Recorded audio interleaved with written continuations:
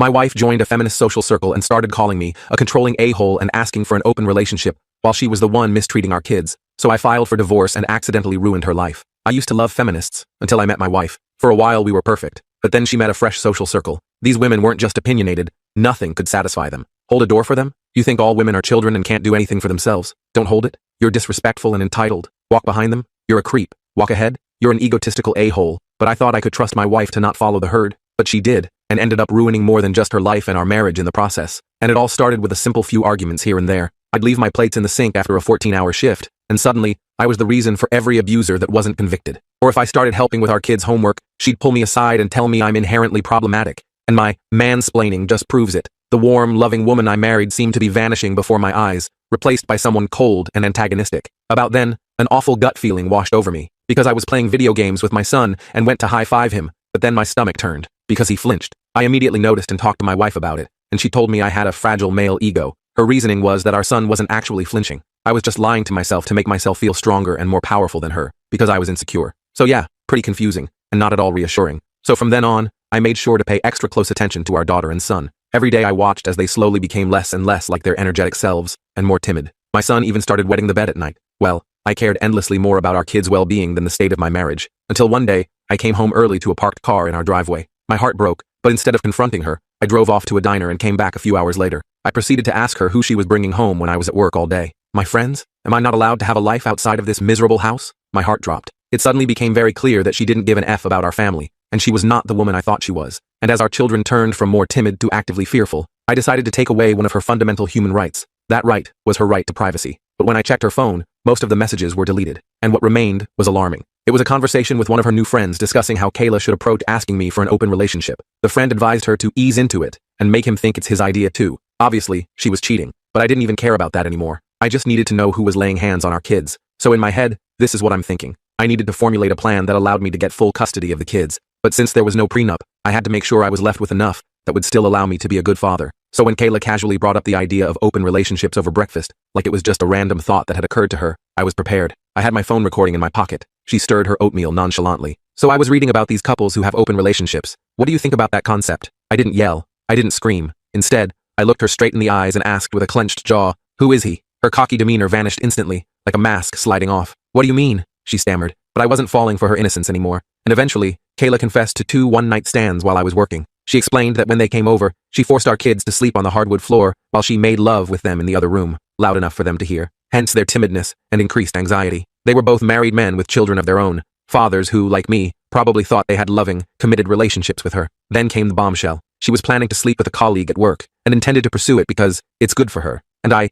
don't have any right to control her. The way she said it, with defiance rather than remorse, made it clear this wasn't a confession. It was a declaration of independence from our marriage vows. The absurdity escalated when she mentioned setting me up with one of her friends who was really keen on me. "She thinks you're hot," Kayla said, as though offering me some kind of consolation prize. I've seen this friend, perpetually angry, loud, and physically unpleasant. I wouldn't touch her with a 10-foot pole. My head was spinning, but I maintained enough composure to ask for her phone. With surprising compliance, she showed me her unlock pattern. While she used the bathroom, I locked myself in my office. She pounded on the door while I ran recovery software, uncovering painful evidence of explicit conversations, plans for meetups, and disparaging comments about me and our marriage. I also installed a monitoring app before returning her phone and telling her to leave. Her response wasn't remorse, it was indignation. She yelled about me being controlling, holding her back, like men always held women back throughout history. She claimed I never truly loved her, that I only wanted to possess her, that she had every right to do this, and expected me to just accept it as the new normal for our marriage. Through her tirade, I silently packed her things and stood at the front door until she ran out of steam and left for her parents' house. As she walked down the stairs, I said, "You're single now. Do whatever you want. I'm not controlling you anymore. My lawyer will be in touch in January." Before she could reply, I slammed and locked the door, my hands shaking uncontrollably as the finality of what had just happened washed over me. Through the monitoring app, I watched Kayla discuss everything with her friends in a group chat. They praised her for being strong and demanding what she deserved. They assured her my divorce threat was empty, want to bet, that men always make threats they don't follow through on, and that I'd come crawling back once I realized what I was losing. What terrified me was hearing them suggest she could accuse me of domestic abuse if needed to secure her future. One friend brazenly bragged about how she screwed her ex-husband and took everything with false abuse claims. She detailed exactly how to make the allegations seem credible, what to say, how to act, even suggesting Kayla could inflict minor injuries on herself as proof. I immediately ordered security cameras for my house. I knew I needed to record everything from this point forward. Then came something I never expected. Kayla messaged her affair partner to meet at a hotel. The message included the hotel name and room number. I quickly found the AP's wife online, connected with her on Facebook, and told her everything, including their current location. She thanked me and hung up abruptly. Hours later, she sent me a video from the hotel confrontation. "You fucking asshole! You do this to me again? To the kids again? I told you we were over if you ever did this again." She filmed my wife getting dressed on the bed. I vomited when I first saw that footage, the visual confirmation of my wife's betrayal hitting harder than any verbal confession. The AP's wife slapped Kayla and berated her for helping destroy yet another family. I messaged Kayla saying I'd seen the video and never wanted her near me again. My entire body felt cold, as though I'd been plunged into ice water. The woman in that video was unrecognizable to me, not just physically in that compromising situation, but fundamentally as a person. The way Kayla behaved afterward was bizarre, like she viewed our interactions as some competition she was winning. She texted friends that I was falling apart and would be begging her to come home within a week. She seemed completely disconnected from reality, not grasping that we were actually divorcing. There was no remorse, no acknowledgement of the pain she'd caused, just strategic planning for how to come out ahead in the divorce. I joined her family's WhatsApp group and informed them we were divorcing due to her infidelity, thanking them for welcoming me into their family before leaving the group. I received several calls and messages from her relatives but didn't respond. I couldn't bear to relive the details over and over, each retelling reopening the wound. After telling my parents everything, my father messaged Kayla that she wouldn't be welcome for Christmas. I'm staying with my parents now, surrounded by childhood mementos that provide small comfort amid the chaos. My boss has given me time off until mid-January, recognizing that I'm in no state to function professionally. Through monitoring, I've witnessed Kayla's increasingly frantic discussions with her friends. I don't think she comprehends that she's lost her family, her marriage is over, and her new friends don't actually care about her. They offer toxic advice that only serves to drive her further from reconciliation. She sent countless messages and even showed up at my parents' demanding to celebrate Christmas with us. My father threatened to call police if she didn't leave, his face flushed with anger at her audacity. I've been Googling divorce lawyers between crying spells.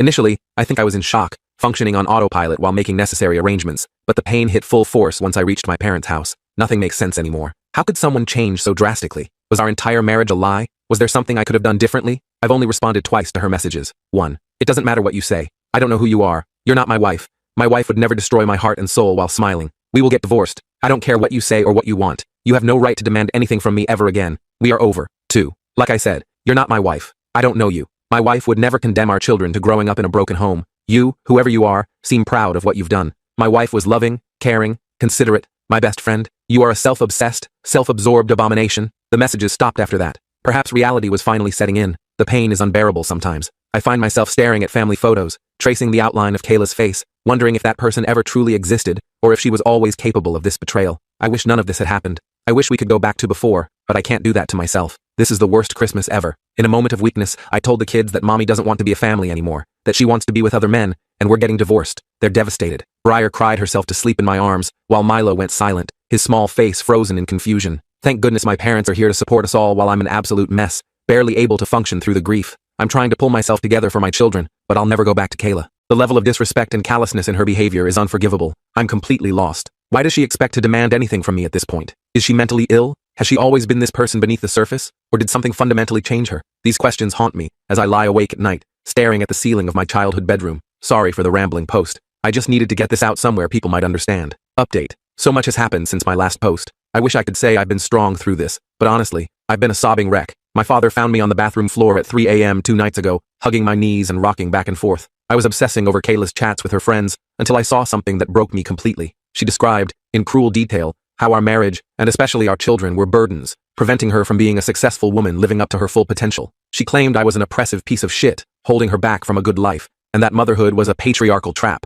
designed to keep women submissive. What broke me was realizing she never gave specific examples of how we supposedly burdened or oppressed her, just blanket accusations based on gender politics, rather than our actual relationship. In reality, I've never stopped her from doing anything. I pay for everything. Her part-time job's minimal wage couldn't support anyone. I've backed her hobbies, dreams, and aspirations, even through countless classes she'd drop halfway through. I showed love and appreciation daily, romanced her, took her out, supported her whenever needed. I've been the primary caregiver for our children on many occasions when she wanted me time. If that's oppression, sign me up. I eventually passed out from emotional exhaustion. When I woke, my 3 best friends, let's call them JR, Jack, and Caleb, were in the kitchen with my dad making dinner. These guys have been there since childhood, through every major life event. JR is ex-military who lost his arm below the elbow in Afghanistan. We supported him when his wife abandoned him during recovery, unable to handle the new him. He arranged a Zoom call with his counselor who helped me understand what was happening emotionally. He explained how part of my identity was tied to my marriage and role as a husband. That part is now dead, and like an amputee experiences phantom pain, I'm feeling phantom pain from the dead part of my identity. As JR said, the marriage you thought you had no longer exists, and you're mourning it like a death, because it is one. Jack is an executive at a security company, well off, but mysterious about his actual job. He contacted a top-tier law firm his company has on retainer. He's covering my legal expenses as repayment for all the times I took beatings from bullies on his behalf when we were kids. You protected me when I couldn't protect myself, he said, squeezing my shoulder. Now it's my turn. Caleb, a teacher at a private school with 7 children, yes, 7, has been ensuring my kids are cared for while I get back on my feet. His oldest daughters have been reading bedtime stories to Briar and Milo, providing a sense of normalcy amid the chaos. Yesterday started with an STD screening. The results? Kayla gave me chlamydia. I need another screen in 6 months for HIV and other STDs with longer incubation periods. My self-pity instantly transformed into rage. The doctor's sympathetic look as he prescribed antibiotics only intensified my feelings of violation. Gloves off. I'm going for full custody, and will give her nothing if possible. My lawyer tracked down the ex-husband of Kayla's feminist friend, who bragged about screwing him over. We spoke on WhatsApp, and after hearing how this woman destroyed his life, leaving him homeless and barely seeing his kids for 4 years, I'm preparing for war. His voice cracked as he described living in his car while she enjoyed the house he'd paid for, telling their children he didn't love them enough to provide a home. My attorney suggested a preemptive restraining order due to Kayla's negative comments about males, especially for our son's sake. Growing up with an openly anti-male parent is obviously damaging, so we're pursuing full custody. We're compiling evidence of her abandonment of the children, her unstable behavior, and her newly developed extreme views that could harm their psychological development. I had a Zoom call with Kayla yesterday. She hasn't reached out to me or the kids since appearing at my parents' door. She looked more dolled up than I'd seen in years, with excessive makeup and a plunging neckline that seemed bizarre for what should have been a serious conversation about our marriage dissolution. Throughout the call, she tried provoking me into anger. I stayed cool as my lawyer advised, even telling Kayla I was recording the conversation for my records. She started with some absurd statement about different types of penises and how she was looking forward to investigating more in person after restrictions lifted. Her eyes darted off camera occasionally, suggesting she wasn't alone. I simply replied that I wasn't interested in her hobbies, only in discussing our divorce and arrangements for the children. She became hostile when I wouldn't take the bait, calling me boring and pathetic. At one point she went to the bathroom, but merely muted herself while conferring with her friends about what to do next. I watched as she repeatedly cursed me out just for being a man, calling me all manner of slurs while her friends encouraged her aggression. When no progress was made after 45 minutes of this behavior, I concluded, okay fine, a contested divorce it is then. By the way, you gave me chlamydia, and unlike you, I haven't been sleeping with anyone else, so you better get yourself to the clinic. She just frowned like she didn't believe me, then claimed I must have given it to her, a ridiculous accusation since I've been faithful throughout our marriage. I sent the recording to my lawyer, who was shocked. This is gold for our case, he said. Since I own her phone and the subscription, we can legally use the chat logs in court. Her digital footprint will be her undoing. It still hurts, but I'm treating it as phantom pain now. I've abandoned self-pity, and am fighting to protect myself and my children. We'll get through this. My kids will get whatever therapy they need. Kayla will soon be a distant memory, and I'll build a better life. Update. 2 weeks later. People keep telling me I'm strong or winning somehow. Reading back my posts, I can see how my anger might make me seem defiant and sure of myself. The truth is, I'm not. I wish none of this had happened. I wish my family was intact, and I had a long, comfortable life ahead with Kayla as our kids grew up. Nobody wins here. I lose, Kayla loses, our kids lose most of all. Their world has been shattered through no fault of their own. It feels like people are congratulating me for losing both legs, but saving half a kneecap. I still can't sleep properly, and when I do, I have terrible nightmares that leave me drenched in cold sweat. I dream of Kayla with other men, laughing at me. I dream of my children crying for their mother while I stand helpless. Sometimes I wake up reaching across the bed for her, momentarily forgetting everything before reality crashes back. Today, the hospital called. I'm still Kayla's emergency contact, and she's still on my health insurance. There was an altercation. She lost teeth, broke her jaw, and needs observation for a few days. The nurse's clinical description couldn't mask the severity of the injuries. When I arrived with her parents, we learned some of her new friends had beaten her severely. Word got out that my lawyer had chat logs of the woman bragging about her ex-husband, the ones from Kayla's phone. They assumed Kayla had provided these logs, resulting in the beating and her being kicked out of their circle. The irony wasn't lost on me. The very people who had encouraged her betrayal had turned on her with shocking violence. Amazingly, she still doesn't realize I'm monitoring her phone. I'll continue paying for her insurance and phone until the divorce is finalized. I just won't believe it's over until I'm holding the papers. There's a part of me that still wants to protect her, despite everything. 11 years of love doesn't disappear overnight, even when betrayal shatters the relationship. Kayla has nothing now. She asked if she could move back home, her voice muffled through her wired jaw. I simply told her, no way in hell. Her mother won't give her a penny unless she gets clean and stays clean for at least a year. They offered to let her live with them under strict conditions. No phone, no visitors, mandatory counseling. For the first time, I saw a glimmer of regret when she said, I'm sorry I ruined everything, but I don't think it's genuine. She barely looked me in the eyes, focusing instead on the hospital wall behind me. Despite everything, it hurt seeing her like this. I wanted to protect her, but she's an adult whose behavior is dangerous and erratic. I need to protect my kids. Strangely, she didn't ask about the hearing or her critically injured friend. She just sat there, seemingly irritated by our presence rather than grateful for the support. Her father's face was a mask of disappointment and confusion, the same expression I've worn for weeks now. I still don't understand what happened. She destroyed her family and caused immense pain for, what? A buzz and random sex? I'm going completely no contact until she's been clean for a long time. I can't handle this craziness. Update. 1 month later. Many people have messaged asking for updates. I was going to post yesterday but lacked the energy. I'm depressed and exhausted, barely sleeping, and plagued by nightmares when I do. Some days I can barely get out of bed, forcing myself to function only because my children need me. The good news, my kids are doing better. My dad has been incredible. We went skiing at his cabin this weekend, just him, me, and the kids. It was wonderful watching them learn, their faces flushed with excitement as they mastered the bunny slope. For brief moments, I could almost forget everything that's happened. I have no contact with Kayla now. I did speak with one of her friends, the one who was in critical condition. She woke up, but is in terrible shape. Her nurse mentioned that no one had visited her. Her family refused to see her. The ward was eerily quiet, just beeping machines and the smell of antiseptic. Worried that whoever attacked Kayla might come after me and the kids, I asked to speak with this woman. She bizarrely opened our conversation by offering sexual services for $20. Her eyes were vacant, her skin pallid and marked with bruises. I countered with $50 for information instead. What she revealed was devastating. All these feminist friends are hardcore drug addicts. One of them, the one who bragged about destroying her ex, brought Kayla into their group against the other's wishes and introduced her to drugs. They sell sexual favors for drug money, hiding behind feminist rhetoric to protect their imagined egos. Kayla bought into the ideology first, but quickly became addicted to meth. Eventually, she too began selling sex for drug money. Learning that the woman I loved more than anything had become a prostitute to fund her addiction destroyed me. It explains why she only wanted money from our divorce. Each revelation felt like another knife to my already wounded heart. No one visited this woman in hospital because she's stolen from, cheated, abused, and lied to everyone in her life. She told me, without blinking, how sad she was to have survived. She has no hope for the future. I cried listening to her story, not for her, but for what happened to Kayla, for the horrific decisions that led her down this path of self-destruction. I'm not excusing Kayla's choices. She decided to play with fire and lost everything, but understanding her addiction explains much of her bizarre behavior, the personality changes, the irrational anger, the complete disregard for those who loved her. Many Redditors with experience with addicts warned me Kayla might attempt suicide as her life collapsed. They were right. She tried to overdose deliberately. I discussed this possibility with her father, and we decided to monitor her closely. While at the cabin Saturday, I received what read like a suicide note. She confessed to her addiction and prostitution, said she'd let everyone down, and suggested she was taking the only option left. The words were rambling, disjointed, but the intent was clear. I immediately called her father and shared her location from the monitoring app. He found her unconscious on a park bench and rushed her to the hospital. She was hypothermic and barely alive. If he'd arrived even slightly later, I can't bear to think about it. Despite everything, I didn't want her to die. The mother of my children, the woman I once built a life with, I wanted her to heal, even if we could never be together again. They've put her on methadone, and her father has been appointed her legal guardian after proving she abandoned her children, which apparently demonstrates mental incompetence more clearly than a suicide attempt.